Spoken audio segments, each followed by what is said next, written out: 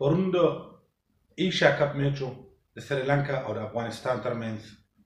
ډیره بهترینه مقابله وشوله. یقینا چې ډیره خوندوره مقابله وه چې کوم د کرکټ اصول دي او خلک دا غواړي او شایقین دا غواړي چې یو بهترینه مقابله وشي، داسې مقابله وشي چې دواړه ټیمونه یو کمپټیشن وکړي او داسې زور وکړي چې خلکو ته د کرکټ اهمیت او د کرکټ کوم گیم دی په دې باندې کوم وخت خرابېږي چې دغه اهمیت خلکو ته معلوم شي. نو د افغانستان اتلانو او د سریلانکا ټایګر د دې په منځ کې ډیره بهترینه مقابله وشوله. د میچ د ختمېدو نه بعد او د ډیر سنسناخیز مقابلې نه بعد مختلف د خلکو سوچونو د افغانان چې کوم په یورپ کې په بار ممالک وي یا دنه په افغانستان کې د هغو په سوشل میډیا باندې کوم رد عمل رالی، نو یقینا چې سړي ته ډیره خوشحالي ملاویږي. په دې کې بعض ملګرو داسې هم پوسټونه کړي وو ته خوشحالي زموږ په قسمت کې نشته دی. بعضو پکې داسې ویلي چې اتلانو ډیره ښایسته لوبه وکړه، موږ هغو ته مبارکباد پیش کوو، خو زموږ په فطرت کې، زموږ په اینه کې، زموږ په ژوند کې خوشحالي نه نشته دی. یقینا بعضې پوسټونه انسان ته ډېر درد هم ورسوي، ډېر تکلیف هم ورسوي، پریشانه کوي هم. خو زه افغانانو ورونو ته د افغانستان کې د کوم خلک اوسېږي دې ته د افغانستان د ټیم سره د چا مینه دې ټولو ته زه دا وایم چې په دنیا کې اوس واحد ټیم افغانستان دی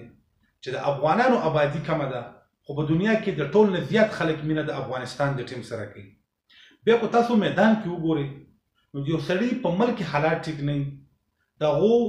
ملک نوي نوي حالات چینج شوي، د هغو نظام نوی نوی چینج شوی، په هغو باندې یو پریشر یو ډپریشن او د هغه باوجود هغه په میدان کې لوبه کوي. هغې دا کوشش کوي چې موږ خپل قوم ته، خپل ولس ته، خپل خلکو ته خوشحالي ولا ورکو، مینه ولا ورکو، محبت ولا ورکو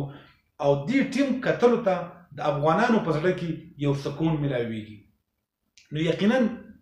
چې په ګراوند کې صرف د اتلان موجود دي، کو میچ ګټي او کو بیلی، خو چې صرف میدان دیو ګرم کړي،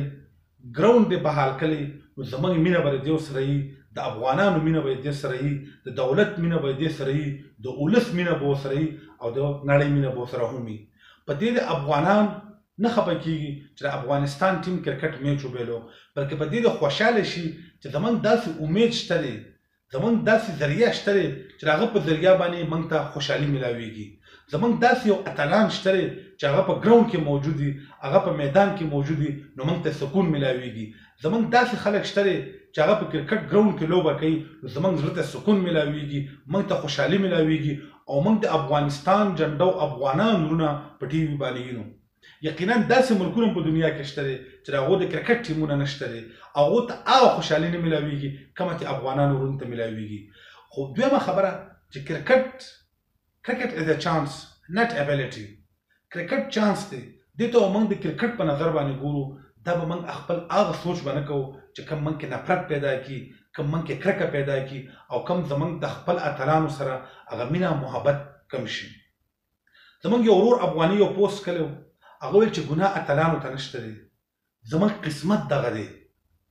ګوره دا خبره ډېره عجیبه خبره وه چې ګناه اتلانو ته نشته دی، هغو ډېر ښایسته ګیم وکړو، زموږ قسمت به دغه وي. نو واقعي چې زموږ قسمت دغه دی، واقعي چې څلوېښت کلونه زموږ دغه رنګې قسمت را روان دی چې لانجې، تکلیفونه، بدامنۍ، مړي، ټول زموږ دا قسمت دی. خو دا قسمت به موږ په خوشحالیانو بدلو،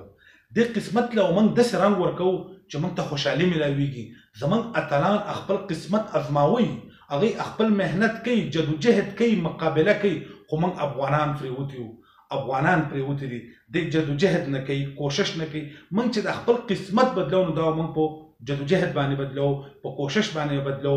د دولت د بقا لپاره بدلو، خپل ملک د مستقبل لپاره بدلو، نوجوانان له تربیت ورکو، خپل علاقې له ترقی ورکو. په دقه باندې به د افغانستان قسمت بدلیږي. دعاګانې به ورته کوو، دعاګانې به ورله غواړو چې زموږ د دولت قسمت بدل شي، امن پکې راشي، خوشحالي پکې راشي، اقتصادي مضبوط شي، تعلیمي معیار مضبوط شي، ګراوندونه آباد شي، ټکنالوژي مضبوطه شي، ساينس کې مضبوط شي، طب مضبوط شي، هر محکمات د دولت مضبوطه شي، خلک پکې په خوشحالۍ باندې زندگی تیره کړي. هر افغانۍ په فخر سره دا وایي چې زما دولت کې دومره خوشحالي ده، زما دولت کې دومره مینه ده، زما دولت کې دومره دولت دی. دا به د هر افغاني په مخ باندې مي، په مسکان باندې به مي، په چهره باندې مي، هغه به دا خپل قسمت په محنت او په هر څه باندې بدلی. د خپل اتلانو سره به دومره مینه کوئ چې د هغه څه انتها نه وي، چې هغه په داسې دور کې چې 2 کاله د ملک سقوط وشلو، یو پریشر کې دي، یو ډیپریشن کې دي، یو دغه شکار دي، دغه باوجود هغې ګراونډونه تاله آباد کړي دي، ستا په مخ باندې ښکلا راولي، ستا په چهرې باندې ښکلا راولي، تاله هغه ټایم درکوي چې تا ته پکې خوشحالي میلاو شي. د دې نه بله غټه خبره نشته دی. غوړ عمر به د خپل د اتلانو سره مینه محبت کوو، د افغانستان د کرکټ ټیم سره به مینه محبت کوو، او دا به هر افغانی کوي، هر پښتون به کوي، هر دولت سره چې کوم کس مینه لري هغه به د خپل اتلانو سره د خپل کرکټ ټیم سره مینه محبت کوي.